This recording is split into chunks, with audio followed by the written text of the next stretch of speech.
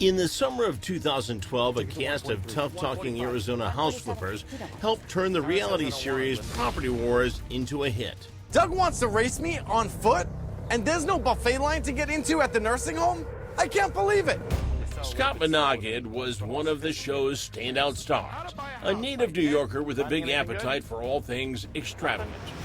Katie Connor is with our Phoenix affiliate, ABC 15. He had a very lavish lifestyle, very fancy, very expensive cars, multi-million-dollar homes, and he had also went on these very lavish trips all around the world. The feds say Scott stopped at nothing to turn his champagne wishes and caviar dreams into reality. His lifestyle was at the expense of others. Scott used his house flipping fame to bilk millions of dollars from lenders. Densko Investment Corporation was one of his many sources of income, writing Menaged checks to purchase foreclosures. But most of those properties were phonies. Scott was just pocketing the money. And it was a lot of money, close to $700 million in fake transactions. When the music stopped, there was no money left. So Scott cooked up a new scheme using his furniture stores to defraud the dead. He started taking the names of recently deceased individuals that he'd find on the obituary section of the newspaper, and submit fraudulent loan applications to banks, claiming that individuals had come in to make purchase of furniture, when in fact they did not. That scam quickly netted Scott more than $2 million, but the banks being ripped off soon tipped off the feds. I remember talking to the case agent and thinking, this is a desperation type fraud, because at some point you can't have multiple people pass away after they buy your furniture.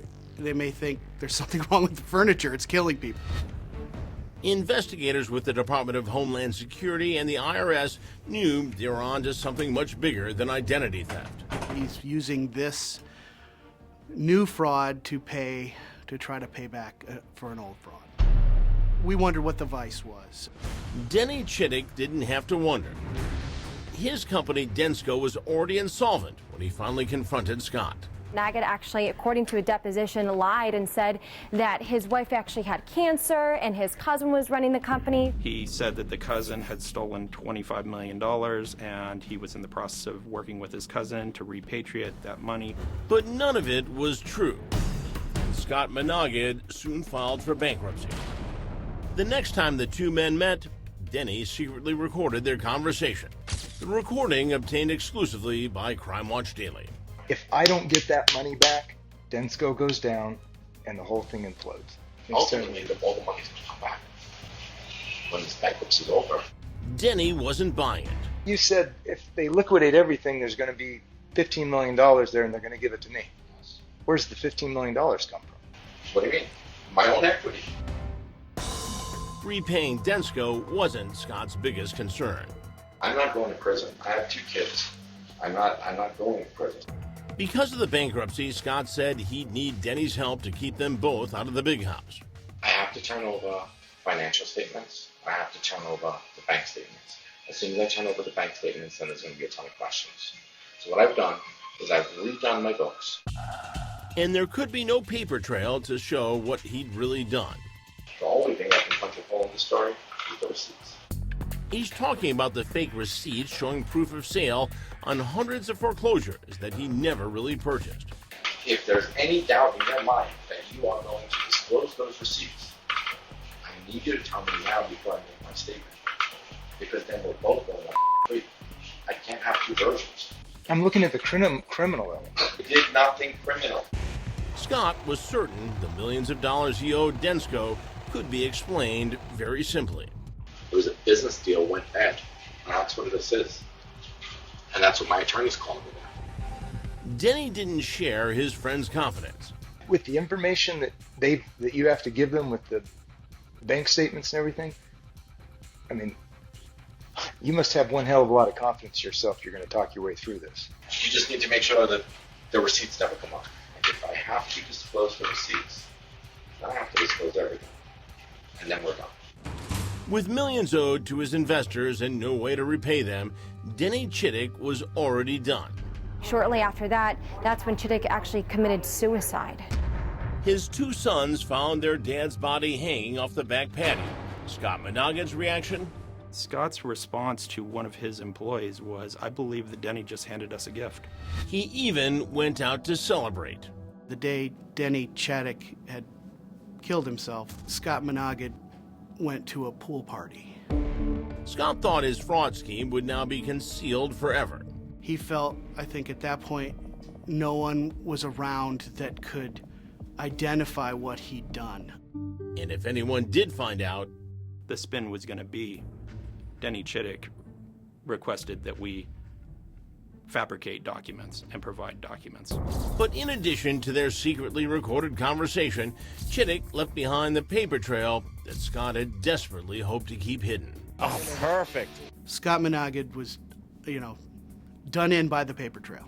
Nearly a year after Denny Chittick's suicide, the feds closed in on Scott Menaged. This exclusive video of the raid on his furniture store is captured by our Phoenix affiliate, ABC 15. We were there that morning as federal investigators pulled up in unmarked vehicles, went into the store, put crime tape up, came back out with boxes and boxes of evidence.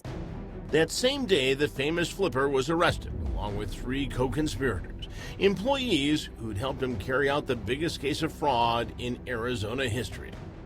Generally, his employees, most likely, had they not worked for him, probably would have been law-abiding citizens. Despite the overwhelming evidence against him, Scott Menaged thought he could get away with it. He filed motion after motion to be released from custody. The courts agreed with the government that he was in fact a flight risk because of the amount of money that was missing in this case. Menaged eventually pleaded guilty to bank fraud, money laundering, and aggravated theft. Later, haters. The judge gave Scott no leniency when he sentenced him to 17 years in prison, a reflection of the damage that he caused to the community, to his friends, loved ones, and business partners, and even his own family. The damage to his family evidenced by this GoFundMe page set up by his teenage son. In it, he desperately asks for help after his dad's arrest, writing, "Now, me and my family are in a horrible spot financially. We don't have enough money to pay the house bill." Those pleas for donations went nowhere. I want Brandon to learn what Daddy does every day. In the end, the only money left behind in the wake of his father's fraud turned up in a box in Denny Chittick's dryer. $500,000 in cash, perhaps a parting gift for loved ones who lost millions of dollars because of his bad business dealings and Scott Menaged's greed. No one knows the source of that money, but it was eventually turned over to the feds. I'm Chris Hansen. If you like this story, make sure you tune in every day to Crime Watch Daily. You can find where the show airs in your city at crimewatchdaily.com. Watch it live or record it on your DVR and watch it at night. And to all those criminals out there, remember, we are watching.